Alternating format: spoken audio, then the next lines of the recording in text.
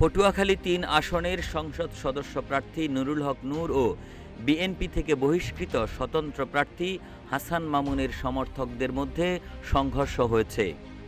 এ ঘটনায় ১৫ জন আহত হয়েছেন। আহতদের মধ্যে ৩ জনকে গলাচিপা উপজেলা স্বাস্থ্য কমপ্লেক্সে ভর্তি করা হয়েছে। ৩১ জানুয়ারি গলাচিপা উপজেলার ডাকুয়া ইউনিয়নের চত্রা সরকারি প্রাথমিক বিদ্যালয়ের সামনে এ সংঘর্ষের ঘটনা ঘটে। পুলিশ ও স্থানীয় সূত্র জানায়, চত্রা সরকারি প্রাথমিক বিদ্যালয়ের সামনে নুরুল হক নূরের ট্রাক প্রতীকের সমর্থকদের একটি মিছিল এবং স্বতন্ত্র প্রার্থী হাসান মামুনের ঘোড়া প্রতীকের সমর্থকদের আরেকটি মিছিল মুখোমুখি হয়। মিছিল দুটি অতিক্রম করার সময় উভয় পক্ষের মধ্যে বাকবিতণ্ডা শুরু হয়। এক পর্যায়ে তা সংঘর্ষের রূপ নেয়। গলাচিপা থানার ওসি মোহাম্মদ জিল্লুর রহমান জানান, উভয় পক্ষের মধ্যে ঝামেলা হয়েছিল।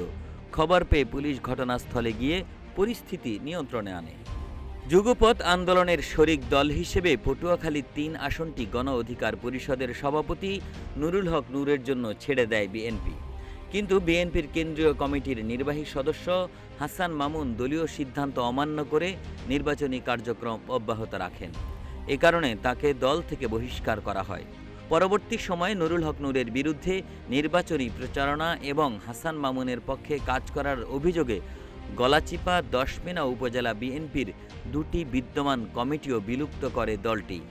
পটুয়াখালী ৩ আসনে ত্রয়োদশ জাতীয় সংসদ নির্বাচনে প্রতিদ্বন্দ্বিতা করছেন জোটের প্রার্থী গণ অধিকারের সভাপতি নুরুল হক নূর, বিএনপির বিদ্রোহী হাসান মামুন, ১১ দলীয় জোটের প্রার্থী জেলা জামায়াতের সাবেক আমির শাহ আলম এবং ইসলামী আন্দোলনের প্রার্থী আবু বকর।